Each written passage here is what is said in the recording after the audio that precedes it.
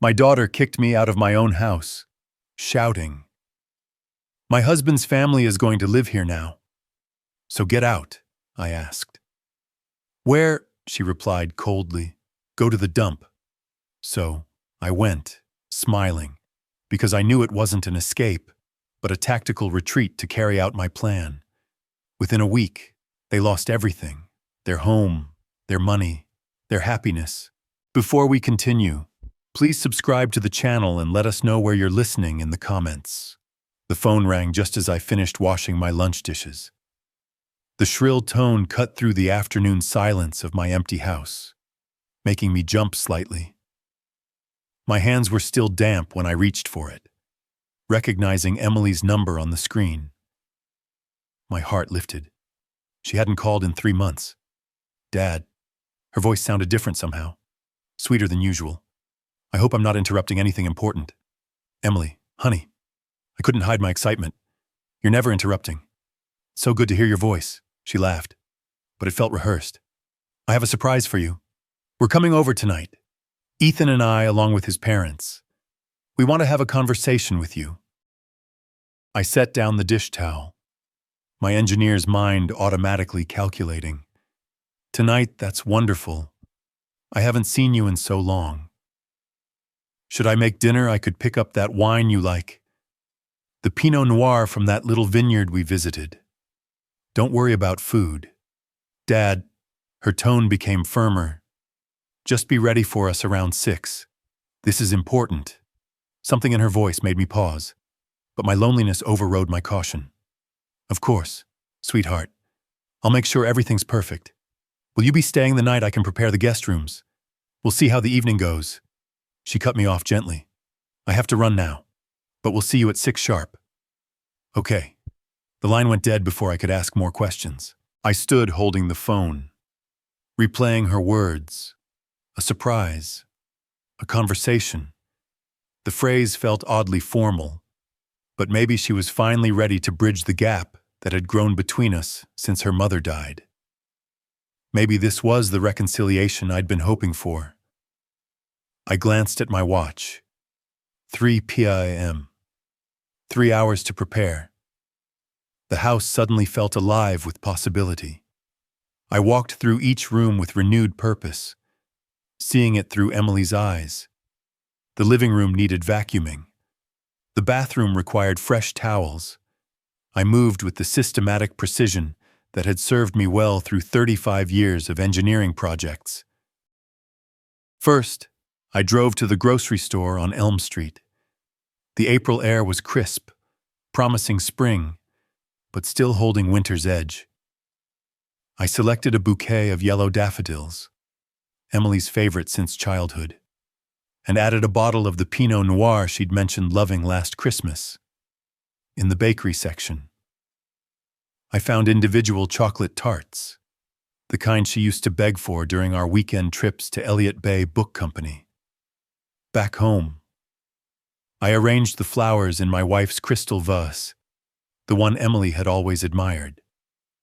The afternoon light streaming through the kitchen window made them glow like small suns. I set the dining room table with our good china, the set we'd bought for special occasions that had become too rare. While wiping down the counters, I found myself humming, something I hadn't done in months.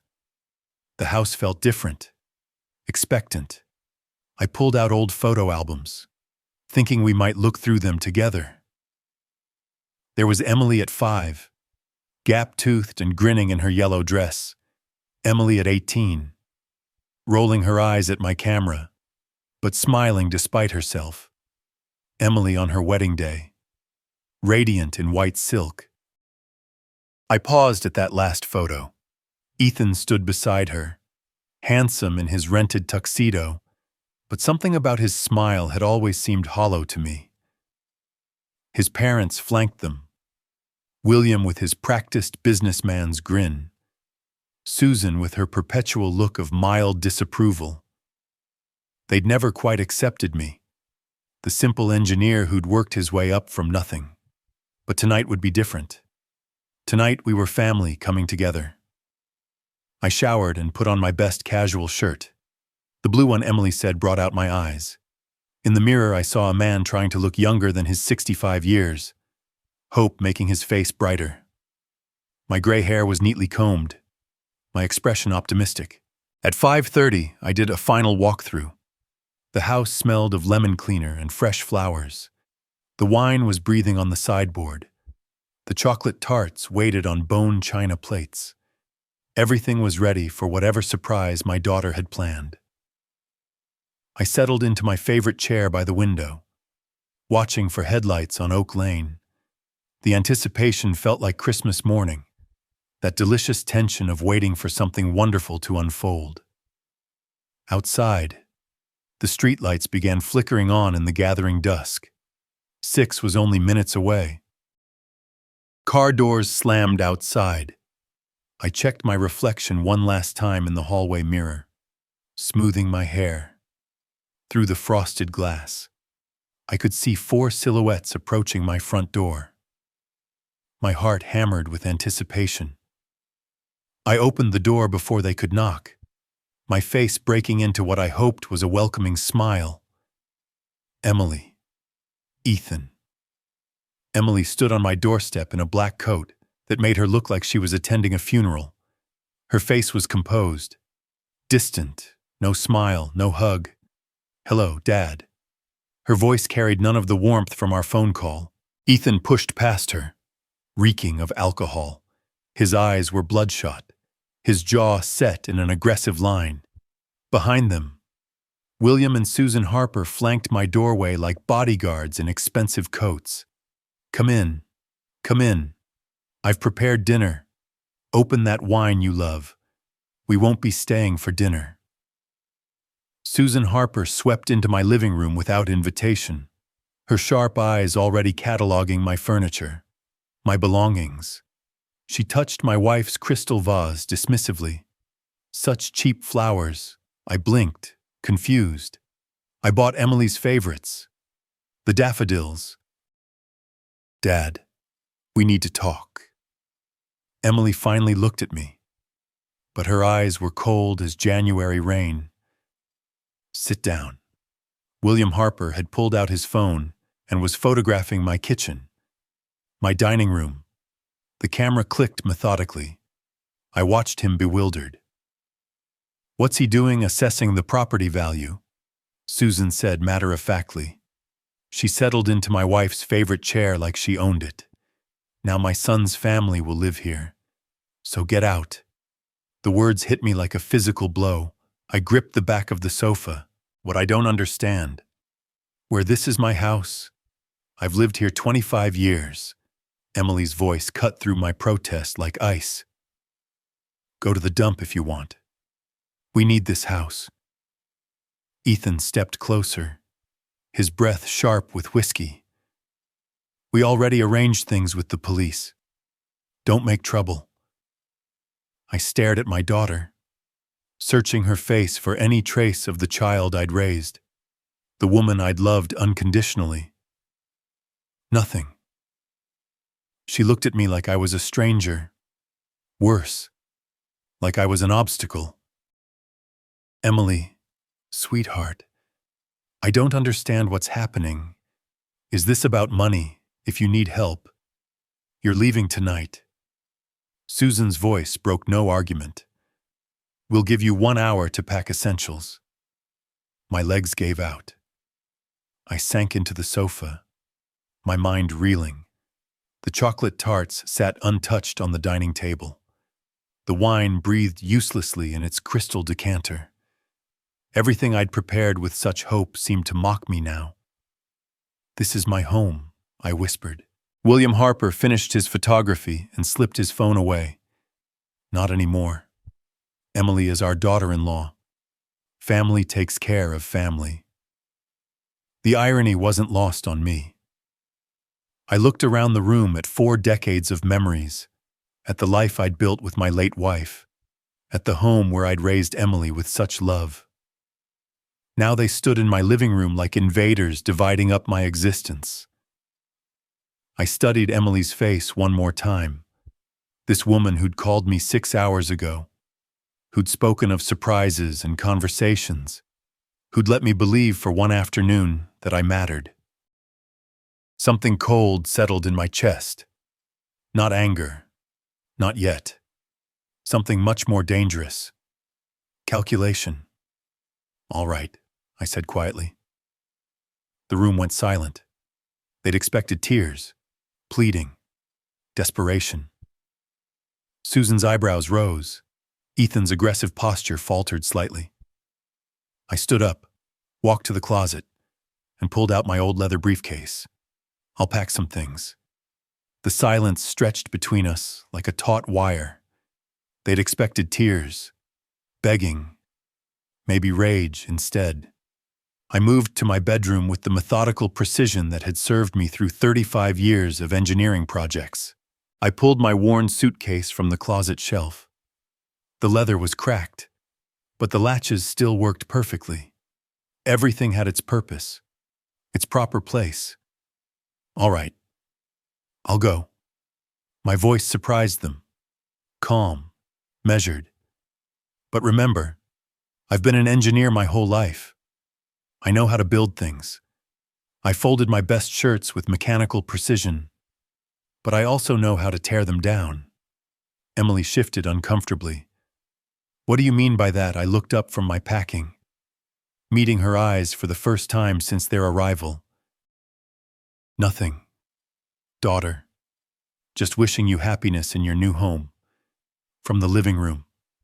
Susan's voice carried sharp and victorious, finally showing some sense. I continued packing bank statements from the filing cabinet, insurance papers, the deed to the house, though what good it would do me now, I couldn't say. Behind them, my engineering certifications and professional references. 35 years of careful documentation. Emily lingered in the doorway, watching me work. Perhaps some small part of her felt guilt. But when Ethan called her name from the kitchen, she turned away. I packed Laura's photograph last, the one from our anniversary dinner 4 years ago. Her smile radiated warmth that seemed impossible in this cold house full of strangers who shared my blood. 25 minutes. That's all it took to pack a lifetime. I wheeled the suitcase through the living room where my family, former family, watched me like vultures observing dying prey. William had resumed photographing, now focusing on the more expensive pieces. Susan sat in Laura's chair, already arranging throw pillows differently. The utilities are in my name, I said quietly. You'll need to transfer them. We'll handle everything, William replied without looking up from his phone. I paused at the front door, studying the faces of people I'd loved, supported, sacrificed for. Emily avoided my gaze. Ethan swayed slightly, reaching for the wine I'd opened in celebration. Susan examined my wife's crystal collection with calculating eyes. Well then, I adjusted my grip on the suitcase handle. I suppose this is goodbye. None of them responded. The evening air felt sharp against my face. April in Seattle carried winter's last bite, but something about the cold cleared my thoughts. I loaded the suitcase into my Honda's trunk. The car Laura and I had bought together 7 years ago. Still reliable. Still serving its purpose. I drove through familiar neighborhoods that no longer felt like home. Past the elementary school where I'd dropped Emily off countless mornings. Past the park where we'd celebrated her graduation.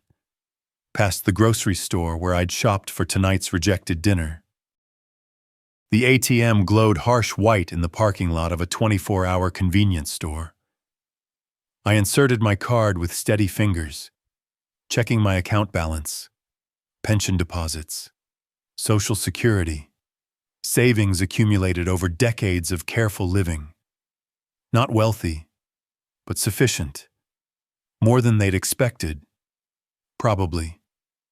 The Evergreen Motel sat along a commercial strip 20 minutes from my former neighborhood. Budget accommodations, but clean.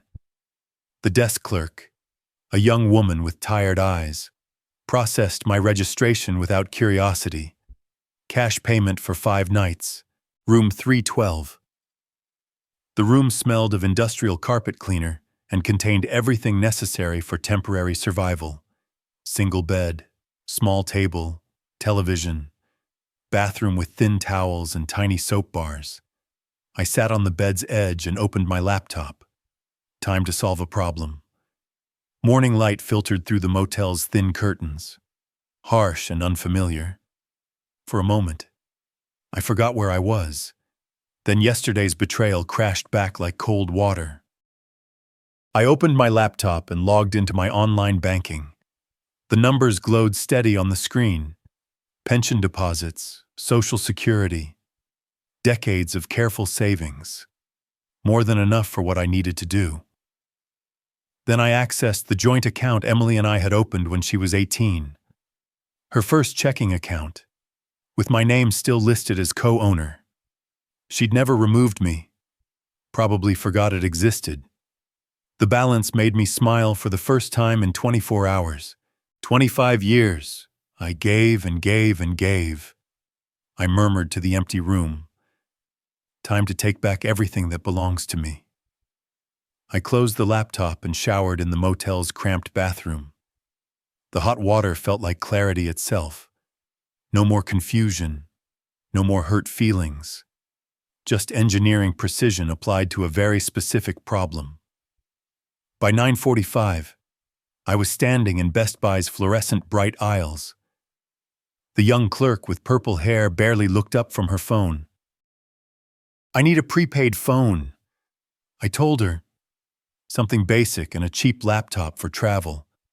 She led me to the electronics wall, pointing out options with practiced boredom. I selected a simple flip phone and a basic laptop, both paid for in cash. No credit cards, no digital trail linking back to Dylan Sinclair. "Setting up a home office?" she asked, making conversation while ringing up the purchase. "Remote work," I replied. "Consulting." Close enough to the truth. The real estate office occupied a converted house on Pine Street. Jessica Thompson, according to her nameplate, looked up from her computer with the bright smile of someone who lived on commission.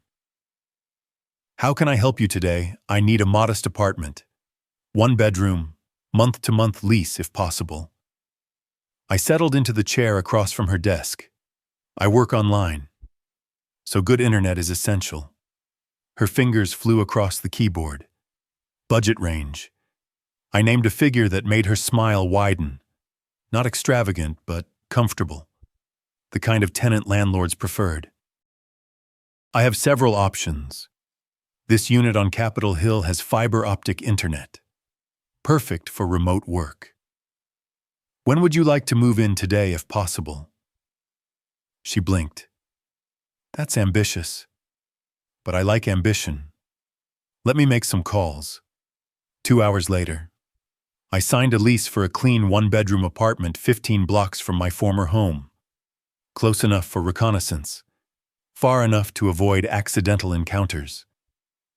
Jessica handed me the keys with professional efficiency. "The internet should be active by tomorrow morning. Anything else you need to know about the neighborhood? Just where to find good coffee." She laughed and recommended 3 cafes within walking distance.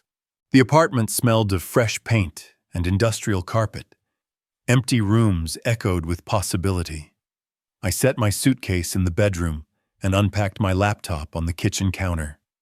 The afternoon sun slanted through clean windows, illuminating dust motes that danced like tiny plans taking shape.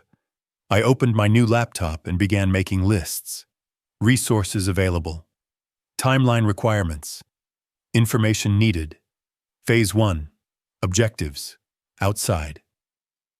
Seattle hummed with the ordinary business of ordinary people living ordinary lives. Inside. I began building something extraordinary. Something they would never see coming. I pulled out my phone, my old phone, and scrolled through Emily's contact information. Her work number, Ethan's cell, the Harper family's home address. which was now my former address. So much information, so many vulnerabilities. I cracked my knuckles and started typing. Wednesday morning arrived with the methodical precision I'd always applied to complex engineering projects. My apartment had transformed overnight into something resembling a command center. 4 manila folders sat arranged on the kitchen table, each labeled with a name: Emily, Ethan, William, Susan. I opened my laptop and began filling in what I already knew. Emily's work address, her favorite lunch spots, her predictable routines, Ethan's construction job site and his after-work patterns, the Harper parents' temporary address, my former address. But knowledge gaps remained. I needed specifics, vulnerabilities, pressure points. Thursday evening found me nursing a ginger ale at the Emerald Queen Casino's bar. The bartender, a chatty woman named Amanda with gray roots, kept the conversation flowing as naturally as the drinks she poured. "That guy Ethan comes here often?" I asked, nodding toward the blackjack tables where my son-in-law sat hunched over his cards. "Oh, yeah." Amanda's eyes followed my gaze. "Lost quite a bit here these past weeks. Says he'll pay up soon when he sells a house." I sipped my ginger ale, watching Ethan's increasingly desperate gestures as his chips disappeared. Sounds like he's confident about that sale. Hope so. For his sake. Amanda lowered her voice conspiratorially. "Some of these guys don't like waiting, if you know what I mean." Ethan stumbled slightly, getting up from the table, his face flushed with alcohol and frustration. I photographed him from across the room with my new camera's zoom lens. Clear shots of his condition, his behavior, his companions, evidence. Friday morning, I followed Ethan to his construction site downtown. He worked for Summit Construction, a mid-sized company with offices in a glass building on 4th Avenue. At 11:45, he emerged for what appeared to be an extended lunch break. He wasn't alone. The woman was perhaps 35, auburn-haired, wearing a tailored business suit that suggested she earned more than Ethan ever would. They walked close together, his hand occasionally touching her back in a way that spoke of intimacy rather than friendship. I photographed them from across the street. Their body language, her hand on his arm, the kiss she gave him before they parted ways at her car. More evidence that afternoon. I visited the King County Clerk's office. Public records revealed the scope of William Harper's financial catastrophe with clinical precision.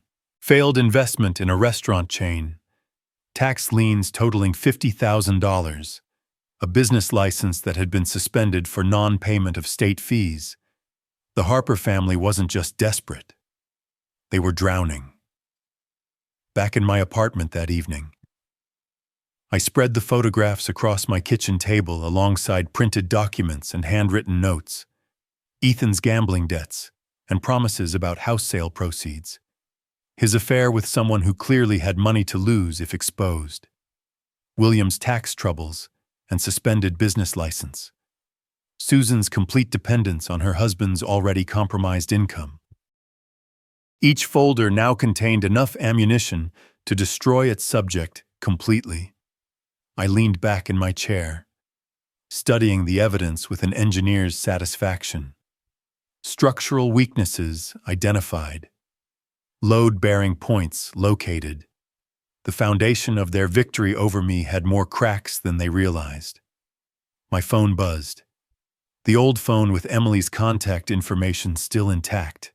Time to begin the demolition. Saturday morning brought the same methodical clarity I'd always applied to structural engineering problems.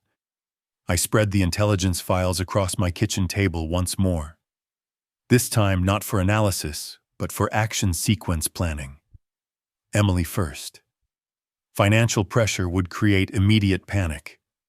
William second. Government investigation would consume his already limited resources. Ethan III, his gambling debts and affair provided multiple pressure points. Susan IV, her complete dependency meant she'd collapse when the others fell. By 10:45, I was sitting across from Michael Ramirez, the branch manager at First National Bank, the same bank where Emily and I had opened her first checking account 20 years ago. "I need to modify the access permissions on this joint account," I told him, sliding the paperwork across his desk. Michael reviewed the documents with professional efficiency. "These account modifications will take effect immediately. Mr. Sinclair, you're establishing yourself as the primary account holder with approval requirements for large withdrawals. Perfect. Please notify me of any access attempts." He nodded, making notes in the system. "Would you like to set specific withdrawal limits for the secondary account holder?" "Yes. $200 daily maximum. Anything larger requires my written approval." Emily would discover the restrictions the next time she tried to pay rent or buy groceries. The panic would be immediate, complete. After lunch, I found myself in the downtown office of Robert Ellis, attorney at law. His diplomas covered one wall like certificates of competence, which I found reassuring. "I invested $30,000 in improvements to that house over the past 7 years, I explained, showing him the receipts I'd carefully maintained. New roof, foundation work, kitchen renovation, all documented. Robert studied the paperwork with the thoroughness that justified his hourly rate. "You have legal rights to this house, Mr. Sinclair. You've invested significant money in the purchase and improvements. Excellent. But first, I want them to understand their mistake themselves." He looked up from the documents, curiosity flickering in his professional expression.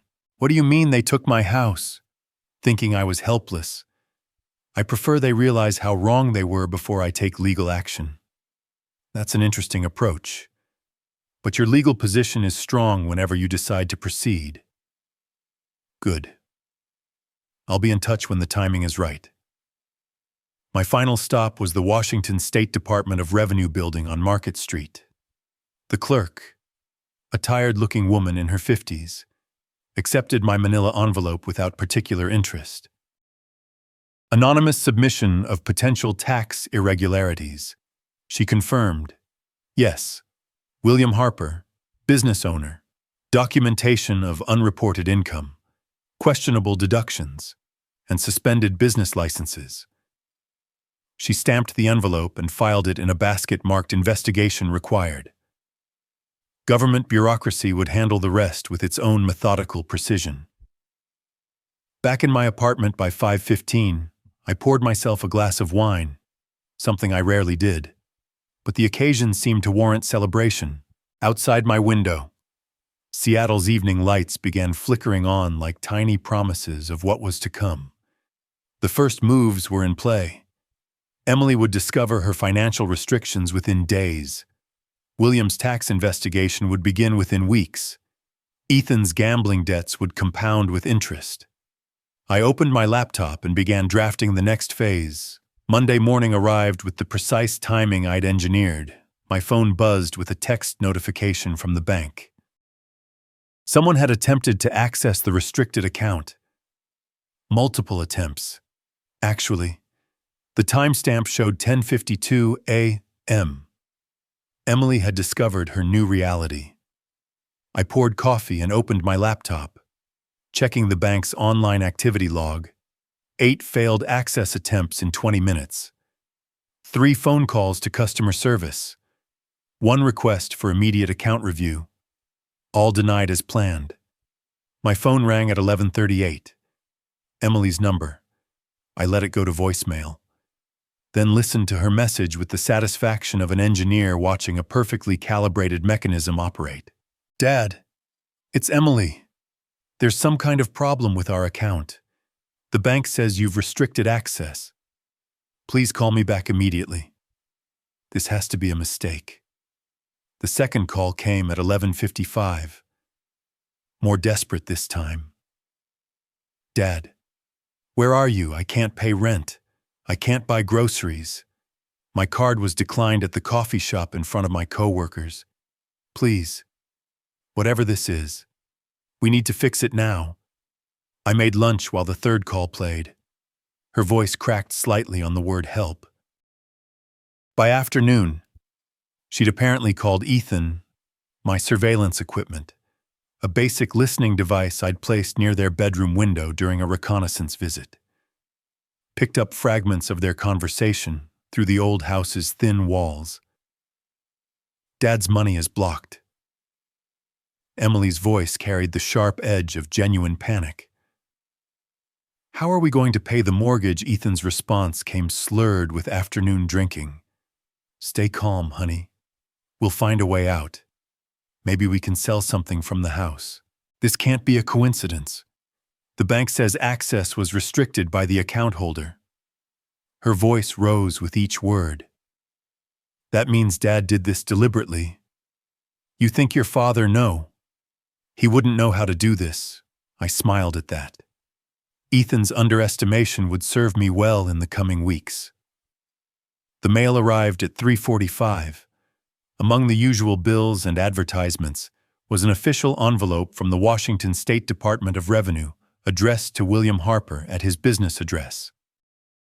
The tax investigation had begun, triggered by my anonymous submission. Emily's phone rang at 4:30.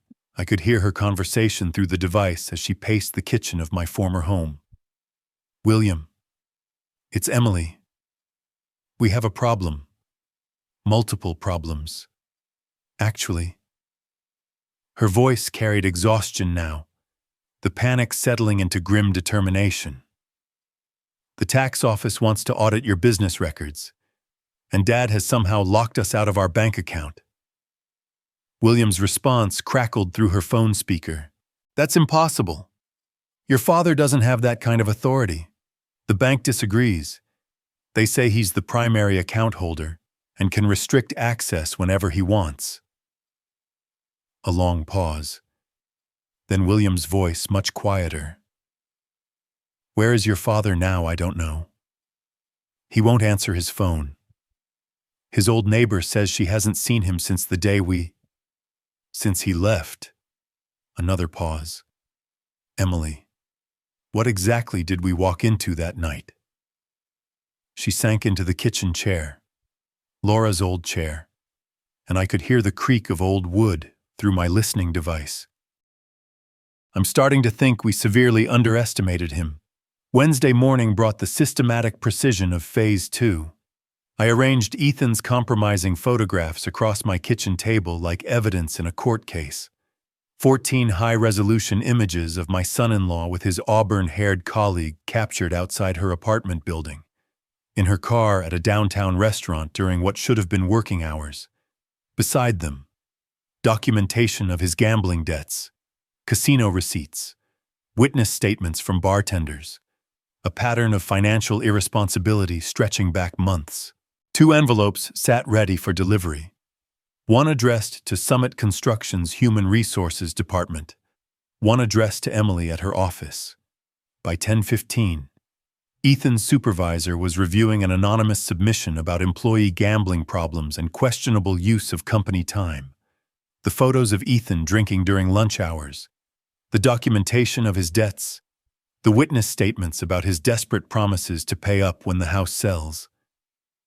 Summit Construction prided itself on reliability and family values. Ethan had become a liability. At 11:45, my listening device picked up Ethan's panicked phone call to Emily from the Summit parking lot. They fired me. His voice cracked through the surveillance equipment. Just like that. Someone sent them information about my personal life. Emily's response carried the sharp edge of someone already stretched too thin. What kind of information? Pictures of me at the casino. Statements from people saying I owe money. They said I was a risk to company reputation. Ethan, we can barely afford groceries. How are we going to survive without your paycheck? But that conversation was interrupted by the mail carrier's arrival at Emily's office. 2 hours later, my device captured a very different kind of conversation. I know about your affair. Ethan. Emily's voice had gone deadly quiet. I want everything. Half of everything we have left. The photographs had done their work. Emily, please let me explain. This isn't what it looks like. Photos don't lie. Ethan, you've been sneaking around with some woman while I'm trying to hold our family together. Honey, I was desperate. The gambling got out of hand, and she was just... After what we did to my father, and now this. You're just like him. A disappointment. The irony wasn't lost on me. Emily comparing her cheating husband to the father she'd betrayed, not realizing that father was orchestrating her husband's destruction. Ethan's voice turned desperate. This can't all be coincidence. First your dad's money gets locked up, then I lose my job. Now these photos show up. Someone's doing this to us. Who would even care enough to destroy us? The silence that followed was beautiful in its implications, even through my surveillance device. I could hear the moment when realization began to dawn. Your father, Ethan whispered finally. We threw out a man who spent 35 years learning how to solve problems methodically. Emily's laugh carried no humor. Dad couldn't organize a birthday party, let alone some elaborate revenge scheme. Then explain how our entire life fell apart in 1 week. I closed my laptop and poured myself an evening glass of wine. Ethan was broken, professionally and personally. Emily faced financial ruin and marital collapse simultaneously. Both were beginning to suspect the scope of their miscalculation. Tomorrow I would begin Phase 3. Friday morning arrived with the predictability of engineering principles. They would come for me today, desperate, coordinated, convinced that intimidation could accomplish what planning had not. I arranged my legal documents in neat stacks across the kitchen table. Bank statements, property investment receipts, attorney correspondence, everything legitimate, everything defensible. At 10:45, the knock came. Officer Jenkins stood on my doorstep with the tired expression of someone handling a domestic dispute call. Behind him, I could see Susan Harper waiting in a patrol car, her face set in victorious anticipation. Mr. Sinclair, we received a complaint about you. His voice carried professional skepticism. The family says you've been threatening them. They want you to leave them alone. I opened the door wider, gesturing to the organized documentation. I haven't broken any laws. Officer, I'm simply protecting my legal rights as an account holder and property investor. Jenkins examined the bank correspondence, the attorney letters, the investment receipts. His expression shifted from official concern to mild annoyance. These look legitimate. What exactly are they claiming you've done restricted access to my own bank account? Consulted an attorney about my property investments. Reported potential tax irregularities to the appropriate authorities. I handed him Robert Ellis's business card. You're welcome to verify everything with my legal counsel. 25 minutes later, Officer Jenkins delivered the verdict to Susan Harper. That would ruin her morning. No evidence of criminal activity. No basis for a restraining order. No police protection for people facing legitimate legal consequences of their own financial choices. She spent the afternoon walking door to door through my old neighborhood. A one-woman campaign of social destruction. That man is dangerous. I heard her tell Mrs. Thompson through my surveillance equipment. He's threatening our family, trying to take our home away from us. Mrs. Thompson's response was predictably non-committal. Has he actually done anything illegal, Susan? Well, no. But then maybe you should talk to him directly instead of involving the whole neighborhood. Susan's manipulation campaign yielded similar results at each house. Neighbors who'd known me for decades weren't easily convinced that quiet Dylan Sinclair had suddenly become a community threat. By 3:15, William Harper had escalated to professional surveillance. John Fletcher, private detective, parked his unmarked sedan across from my apartment building with the subtlety of a man accustomed to insurance fraud cases rather than systematic revenge operations. I photographed him from my window, noting his license plate and the telephoto lens he'd mounted for building surveillance. Amateur hour. I'd been anticipating professional investigations since the day I moved into this strategically located apartment. His presence actually simplified my next moves. Let him document my routine. Grocery shopping, library visits, coffee shops. Let him waste William Harper's remaining money on surveillance that would reveal exactly nothing illegal or threatening. My phone buzzed with a text from Robert Ellis. Family attempted to file harassment complaint. Dismissed due to lack of evidence. All your activities remain within legal boundaries. Perfect. They were panicking exactly as I'd calculated.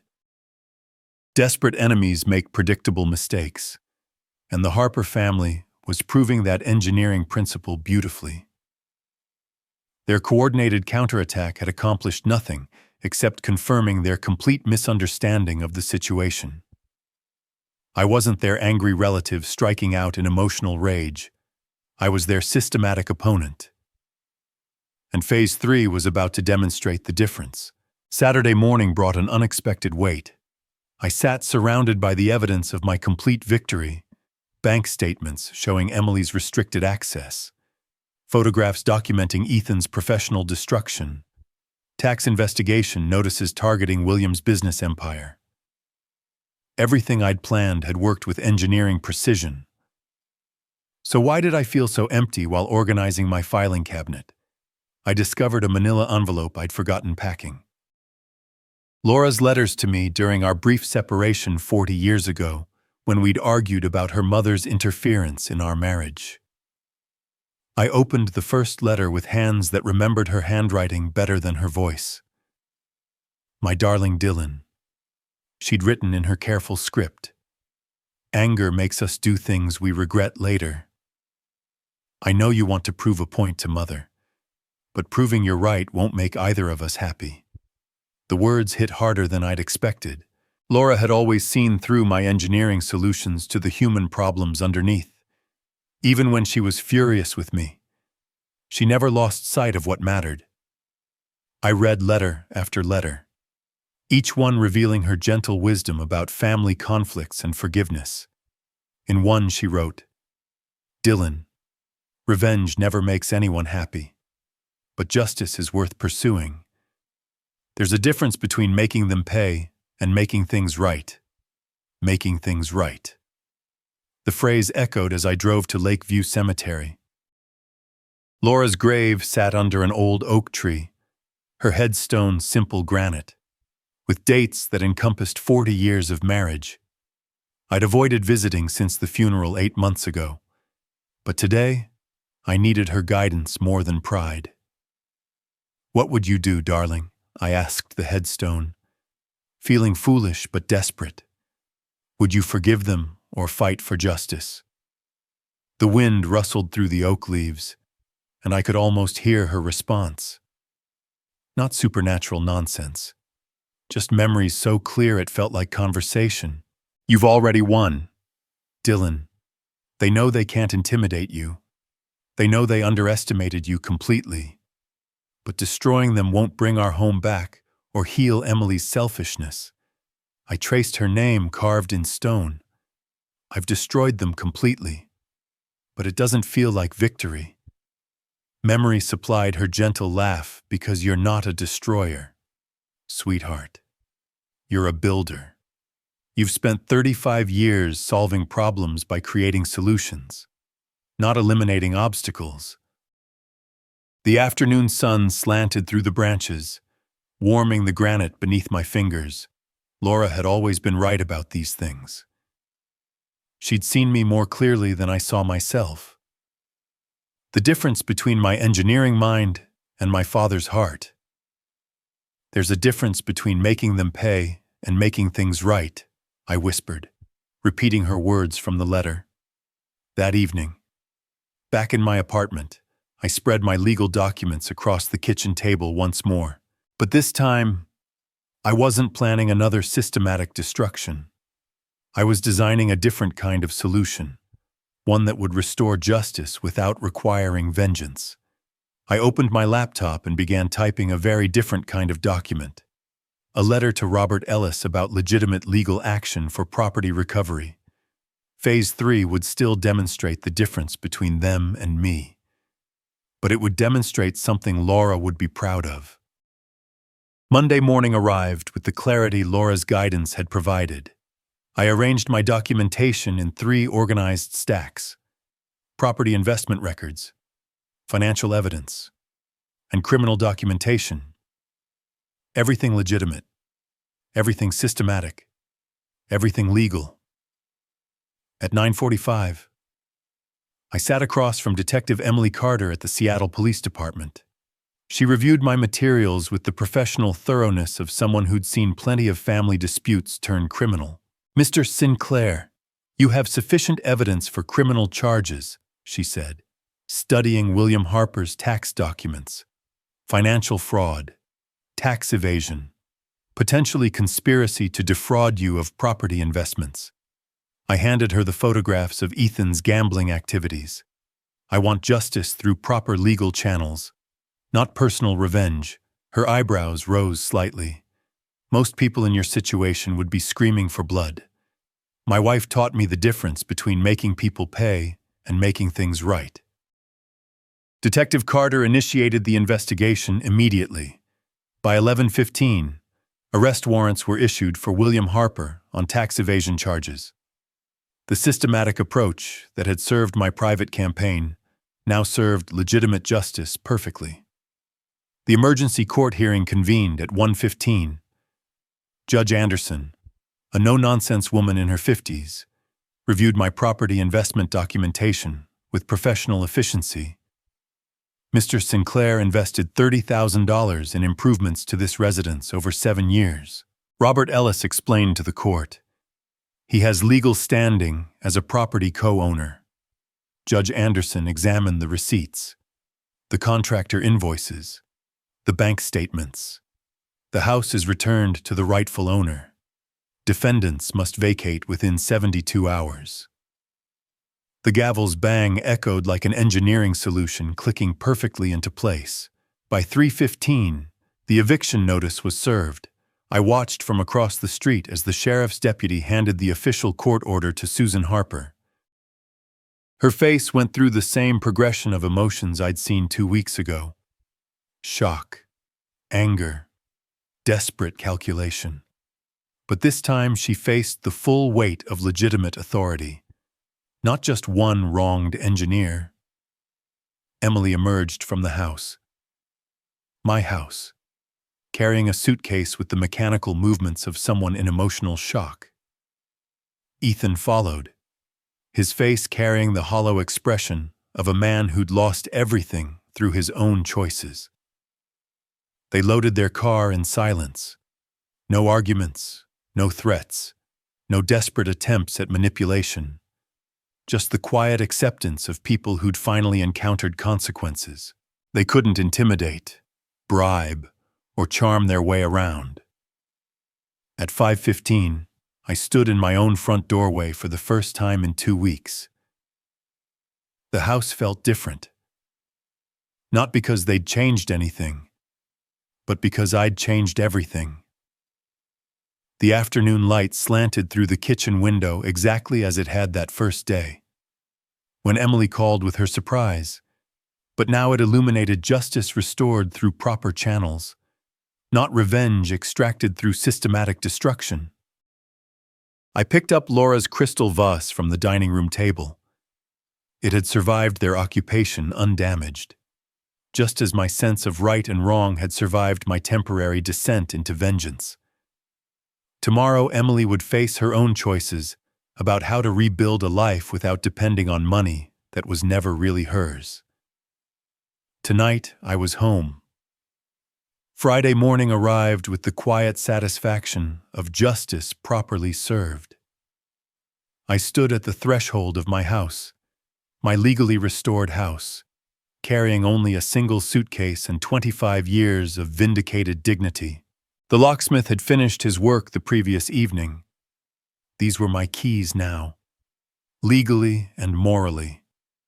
The Harper family had left evidence of their hasty departure. Food containers in the sink, magazines scattered across my coffee table, Emily's expensive face cream abandoned on the bathroom counter. They'd treated my home like a temporary hotel, never understanding they were occupying someone else's life.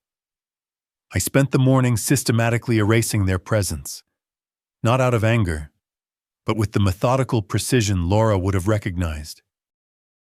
Engineers approach to restoration, assess damage, prioritize repairs, execute solution. The afternoon brought new locks, a security system, and fresh flowers for Laura's crystal vase. The house began remembering who it belonged to. At 3:15, my phone rang. Emily's number. Dad. Her voice carried none of the entitled confidence I'd heard 3 weeks ago. Can we talk, sir? I considered hanging up. Then I remembered Laura's lesson about the difference between justice and cruelty. We're talking. I realize I was wrong. The words came haltingly like admissions pulled from deep wounds. Everything's falling apart. Ethan's drinking again. The Harpers blame me for William's arrest. I lost my job because I can't focus on anything. I'm sorry to hear that.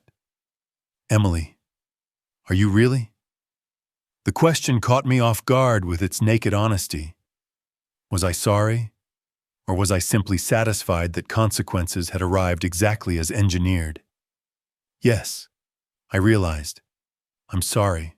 Sorry it came to this. Dad, forgive me, please. I know I hurt you, but I'm still your daughter. The silence stretched between us like the 19 days since she'd last called me family.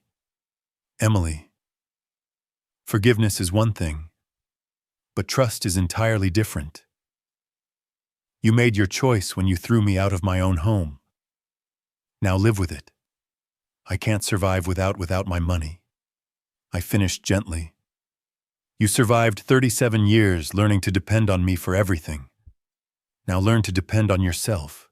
Dad, please. I spent 25 years giving you everything I had. My time, my money, my heart, my home.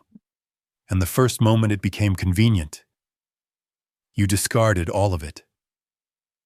I paused, watching the afternoon light slant through my kitchen window.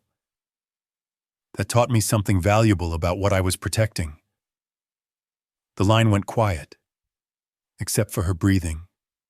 Goodbye, Emily. I hung up. That evening, I poured wine. Good wine. The kind I'd been saving for special occasions, and sat in Laura's favorite chair. The house felt different now. Not just because the Harper family's presence had been erased, but because it contained something new, self-respect restored through legitimate channels. Laura, I said to the empty room, I did this right. Justice prevailed. I could almost hear her gentle laughter, feel her approval in the familiar creaks of our home, settling around us. The systematic opponent had become something better, a man who'd learned the difference between winning and being right. Outside, Seattle hummed with ordinary life. Inside, I began planning what to build next. If you enjoyed this tale of justice and redemption, please like the video and subscribe to the channel. Share your impressions in the comments below. What did you think of Dylan's strategic comeback? Did it surprise you? Feel free to ask questions for more discussion. Let's exchange ideas and interact together. Your thoughts mean a lot to us. To hear the next story, click on the box to the left. Thank you for watching. We appreciate your support.